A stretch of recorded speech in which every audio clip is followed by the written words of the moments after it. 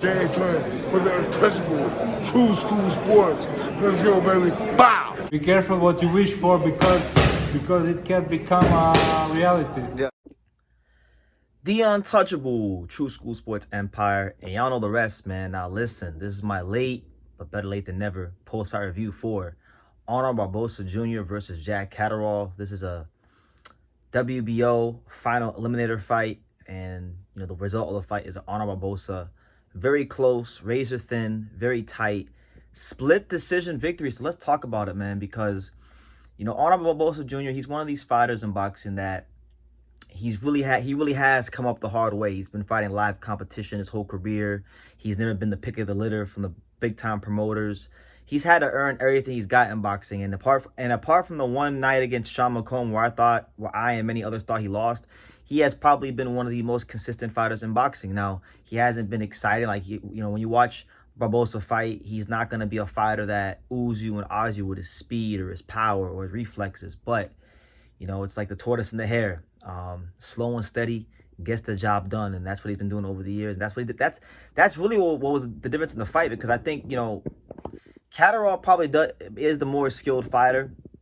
He does have more in his bag, so to speak. But Arnold took away his left hand that he loved to throw. A lot of the Catterall offense is dependent upon landing the left hand out of the southpaw stance, being able to counter and at times be the aggressive counter puncher out of that southpaw stance with the straight left hand. And it wasn't there for him in this fight. And I just think Arnold Barboza did a great job. Probably his best attribute, I would say, as a fighter, Barboza, it's actually two things. It's his patience, his ability to wait you out and and force you to make a mistake, and then just varying his combinations. He's not like sometimes he'll throw the jab and the straight right hand. Sometimes he'll reverse it and throw the straight right hand and then the jab. So either the 1-2 or the 2-1. Sometimes he'll close the gap. Sometimes he's a counter puncher. He's very subtly a versatile fighter, right? And I think that was the difference in the fight. I just think he had more wrinkles in his offensive attack.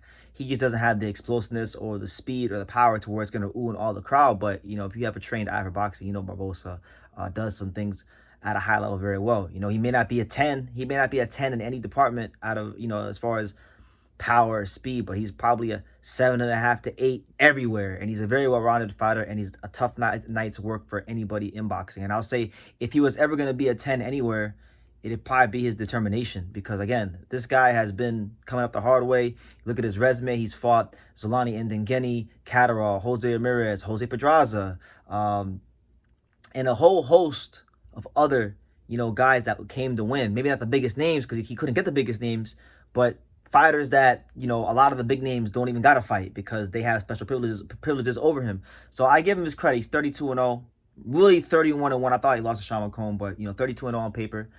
And, look, it's funny how life plays itself out. It goes to show you that if you're really the goods, if you're really like a top fighter, you'll have the longevity to stay at the top for a long time. Because I remember when Teofimo Lopez was at top rank and Arnold Barboza Jr. was at top rank,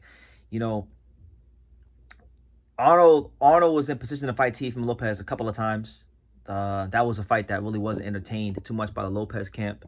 They decided to go for bigger fights, and rightfully so. He was in bigger fights, but however, now we're at that point again where now, see, like back then, Teofimo Lopez's stock was at an all-time high, so he was actually kind of in a position to big time a guy like Arnold Barboza Jr. But we're in a whole different space now. Teofimo Lopez's stock isn't that high. If anything, it's at an all-time low because of the lack of activity now, all the stuff outside the ring that had nothing to do with boxing that people don't like.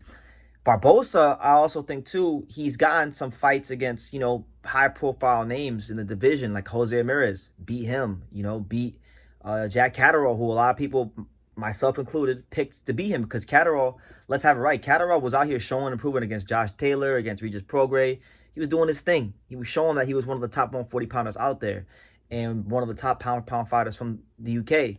But he went over there behind enemy lines, and again, it wasn't gonna ooh you and ah you. It's just slow and it's steady and it gets the job done. Arnold Barboza Jr., man, he's like one of these old school Cadillacs, man. Like one of the old, like you know how they used to build cars to last something. Maybe not Cadillac, because Cadillac's kind of luxurious. Arnold's not that kind of sensational in the ring, but like you know what I mean. maybe like one of those old school like Chevys back in the day, or maybe like a lesser car brand. But you know, he's not gonna ooh you ah you. He's not flashy, but he gets the job done. He knows how to box. He's very fundamentally sound. He's always in good condition. He understands how to mix up his attack and show you some different looks.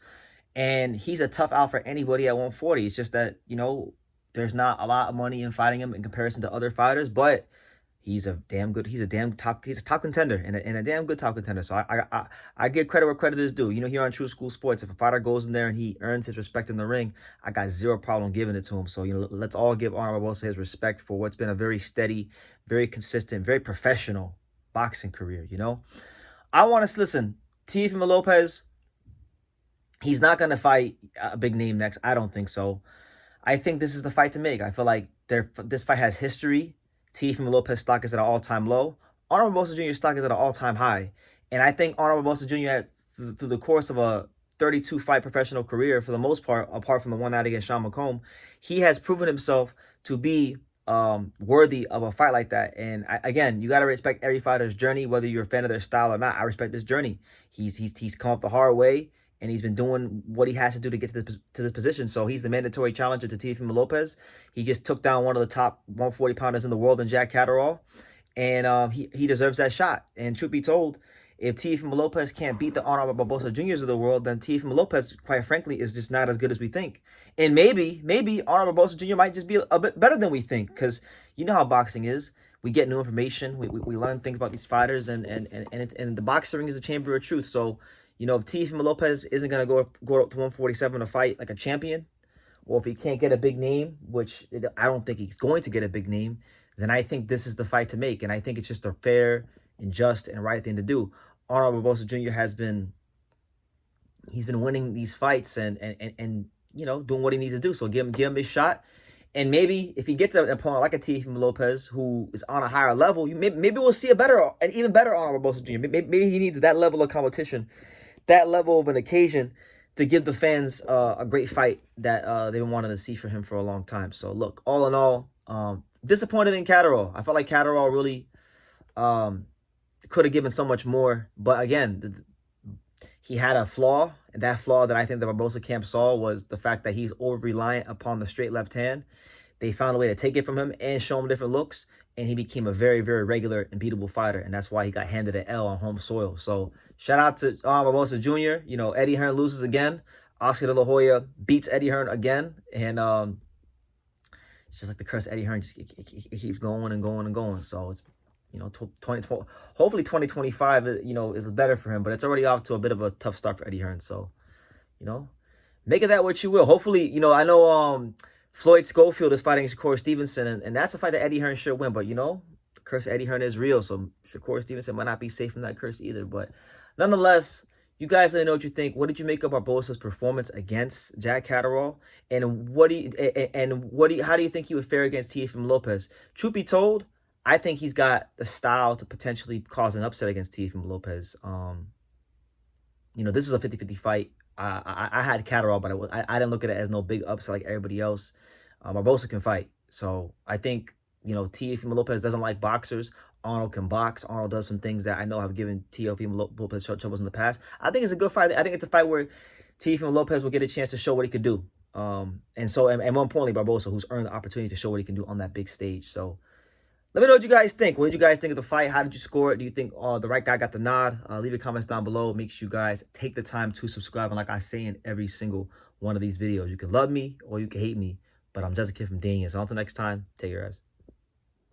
Thank you for watching another video on the untouchable True School Sports Empire. For more great boxing content just like this, make sure you guys click right over here.